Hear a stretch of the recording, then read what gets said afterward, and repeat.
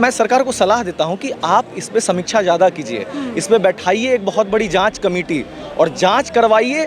5-6 लाख घर वाला बच्चा का जो गरीब बच्चा है उसको देना बहुत मुश्किल बात है, क्योंकि इससे ज़्यादा बहुजन इफेक्ट होता है। जब तक गरीब का बच्चा पढ़ेगा नहीं तब तक लड़ेगा कैसे उसके लिए। ओम बिरला जी कहते हैं कि अभी वोट ऑफ थैंक्स चल रहा है प्रेसिडेंट का, इस पे चर्चा करने के लिए हम अलग से घंटा अलॉट करेंगे, ये करेंगे वो करेंगे।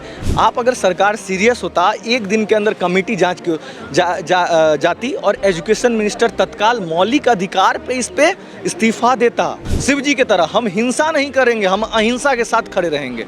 और राहुल गांधी जी का ये सबसे ब्रिलियंट स्पीच मुझे लगता है आज तक का होगा। नमस्कार, 4 PM दिल्ली देख रहे हैं आप। मैं हूं आपके साथ शाहीन खान। पेपर लीक का मामला लगातार सड़क से संसद तक उठाया जा रहा है। छात्र इस मांग को लेकर के सड़क पर हैं। ऐसे में सवाल ये उठता है, क्या एनडीए के सपोर्टर्स नीतीश कुमार और नायडू इस मामले पर छात्रों के साथ खड़े होंगे? सदन के अंदर चर्चा की मांग चल रही है। इस पर ज़्यादा बातचीत करने के लिए हमारे साथ बिहार से एक छात्र जुड़ रहे हैं जो कि दिल्ली में पढ़ाई करते हैं। सर, क्या लगता है, मामला गर्माता जा रहा है, विपक्ष इस मुद्दे को उठाना चाह रहा है, उधर बिहार से मामला उठ कर आता है नीतीश बाबू और नायडू। क्या लगता है, इस मामले पर एनडीए के खिलाफ खड़े होंगे? मुझे लगता है कि इसमें नीतीश बाबू को भी कुछ अपना स्टैंड देना चाहिए। जैसे आते ही उन्होंने कहा था कि अग्निवीर की समीक्षा की जाए, तो उन पे इस पे सवाल उठता है कि नीतीश जी आप क्यों चुप हैं? क्यों आप राष्ट्रीय कार्यकारिणी अध्यक्ष बनाने का आपको समय है, छात्र के हित को ध्यान देने में आपका समय नहीं है? नायडू जी को भी सवाल करना चाहिए कि क्या एजुकेशन मिनिस्ट्री ऐसे ही चलेगी? क्या हम सरकार के भाग हैं तो हम ऐसे चलने देंगे? क्योंकि सवाल आपको भी अफेक्ट करेगी ना। आपके आने वाली पॉलिटिकल कैरियर जो है नीतीश कुमार की जो चल रही है, चाहे नायडू जी की जो परफॉर्मेंस है, वो अफेक्ट होगी इससे, क्योंकि आप सरकार में थे। और सवाल आज नहीं, जीवन भर उठेगा कि जब नीट की सवाल 24 लाख बच्चों की सवाल थी और नीट की सवाल 11 लाख बच्ची की सवाल थी और नीट पीजी को भी कैंसिल कर दिया गया था लगातार में, तो ये सब सवाल उठते रहेंगे। और ये आज से नहीं, बहुत पहले से उठ रहे हैं। मैं तो इस बात में यही कहूँगा कि सरकार अपने पक्ष को नहीं, इस समय रैशनलाइज होके अगर सरकार खुद को बने रहना चाहती है तो मैं सरकार को सलाह देता हूं कि आप इस पे समीक्षा ज़्यादा कीजिए, इस पे बैठाइए एक बहुत बड़ी जांच कमेटी और जांच करवाइए और जल्द से जल्द। क्योंकि आप ऐसे समझिए, कोई अगर छात्र आज एग्ज़ाम दे रहा है तो वो कोटा में रहता होगा, दूर दूर रहता होगा, मकान मालिक जितनी मकान का किराया है 8,000 9,000, खाने का खर्च है उसको बाहर रहने का, 2 महीना अगर एक्सटेंड किया होगा तो कम से कम छात्र को 40 से 50 हज़ार उसके परिवार को देना पड़ता है उसको रहने के लिए।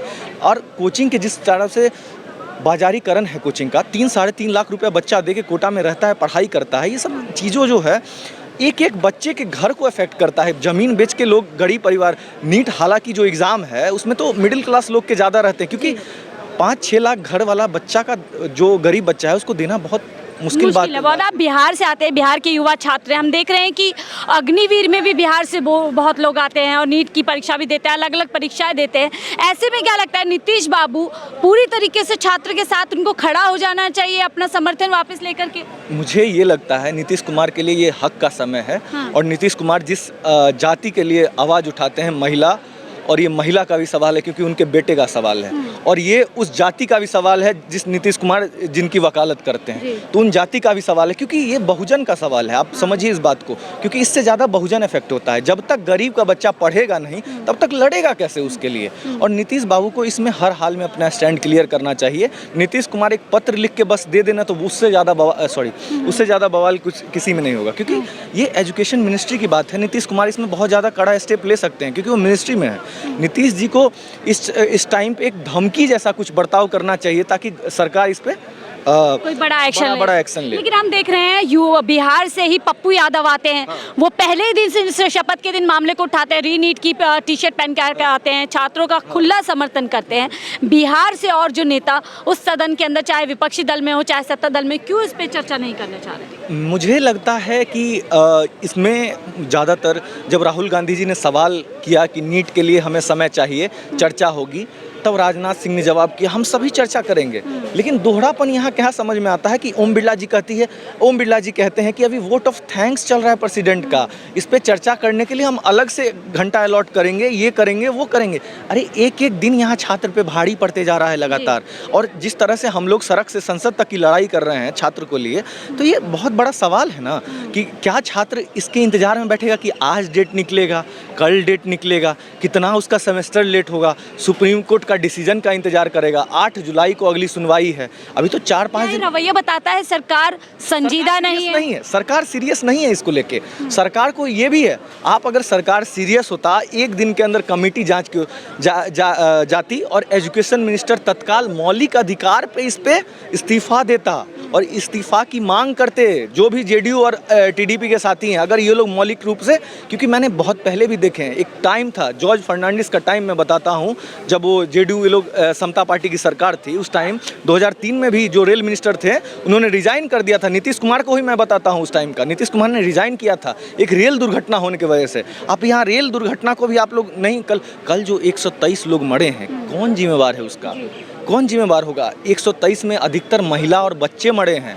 मैं तो बार बार बोल रहा हूँ, ये महिलाओं का सवाल है, ये बच्चों का सवाल है उनके। तो किसी को नहीं हटना है और डट के सामना करना है, जिस तरह से हो। कुछ दिन और बर्दाश्त कीजिए, ये समय बदलेगा और ये सिस्टम बदलेगा। तीसरे काल में पहली बार मन की बात होती है, पहला संडे आता है, मन की बात की जाती है, फिर सदन के अंदर हम देते हैं 1.5 से 2 घंटे प्रधानमंत्री मोदी बोलते हैं, लेकिन उस बीच एक बार भी छात्र नहीं बोलते, नीट नहीं बोलते, परीक्षा नहीं बोलते।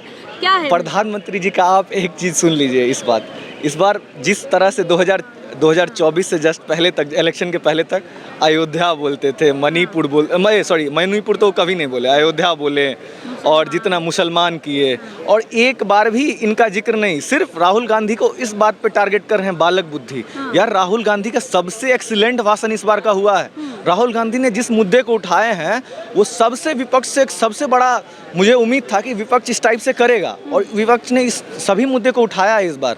और सभी चीज़ों पे प्रधानमंत्री जी सिर्फ और सिर्फ एक बचकानी बातें, जो एक अनपढ़ लोगों का होता है, मुजरा करना, ऐसे ऐसे वर्ड्स का इस्तेमाल करना, जो एक महिलाओं को किस तरह से रूप में आप रेखांकित करते हैं, मटेरियलिस्टिक भावना से महिलाओं को देखते हैं, इस तरह के शब्दों को इस्तेमाल करना आप गलत कर रहे हैं ना किसी के साथ। आपके भविष्य पे बात नहीं कर रहे, लेकिन हिंदू के अपमान की बात होती है तो खड़े हो जाते हैं सदन के अंदर, माफी की मांग कर रहे हैं। मुझे आज, मैं ये बोलना नहीं चाहता हाँ, मैंने कल एक मीडिया को देखा, मैं आपको बताता हूँ, मैंने आज तक न्यूज़ चैनल देखा, उसमें क्या लिखा हुआ था कि हिंदू को घेर रहे हैं। ये राहुल गांधी बोले हिंदू हिंसक हैं।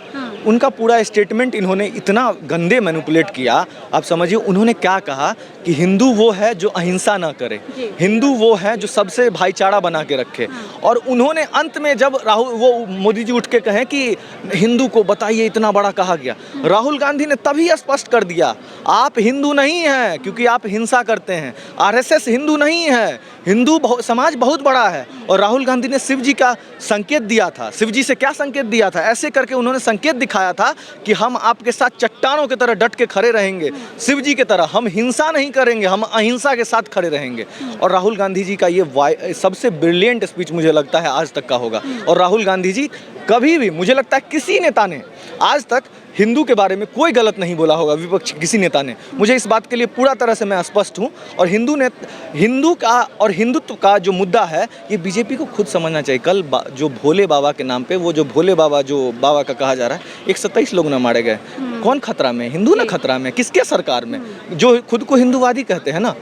बीफ का व्यापार तो इन्होंने ने किया था। 6 करोड़ का जो स्कैम आया है, ये आप स्कैम को देखिएगा। जो आपको क्या लगता है, राहुल गांधी के बयान को जिस तरीके से मरोड़ दिया है, तोड़ दिया है, साथ ही उनके भाषण को कट भी किया गया, इस बार स्पंज किया गया है, क्या पूरी तरीके से एक्सपोज हो गए भाजपा? ये मैं आपको ये बता रहा हूँ, पहले क्या था कि जो आईटी सेल है बीजेपी का, ये अमित मालवीय के द्वारा, और फर्जीवाड़े ये लोग, आईटी सेल का बहुत बच्चा जब पास आउट होता है तो लल्लन टॉप से लेके हर एक छोटे बड़े न्यूज़ सभी कवर करते हैं उनको।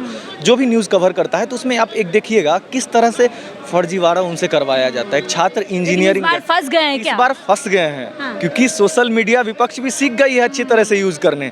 और मैं तो आप लोग का धन्यवाद करता हूँ कि आप लोग छोटे बड़े सभी मिलके एक कदम उठाते हैं कि सच्चाई तक पहुँचे। जिस तरह से न्यूज़ चैनल आप लोग चलाते हैं, आप लोग का भी बहुत बड़ा बात है कि आप लोग एक साथ हम लोग के साथ खड़े हैं, हर चीज़ को सही को दिखा रहे हैं। तो इस बात के लिए आप लोग को भी बहुत बहुत धन्यवाद। बहुत बहुत शुक्रिया हमसे बात करने के लिए। यानी कि इस बार छात्रों से हम बात कर रहे थे कि बिहार के नीतीश बाबू को किस तरीके से इस पूरे मुद्दे पर एक स्टैंड लेना चाहिए, साथ ही हिंदुत्व के मुद्दे को उठा करके लगता है यहाँ पे भारतीय जनता पार्टी खुद पूरी तरीके से फंस चुकी है। फिलहाल के लिए मुझे दीजिए इजाजत, आप देख रहे थे 4 PM दिल्ली।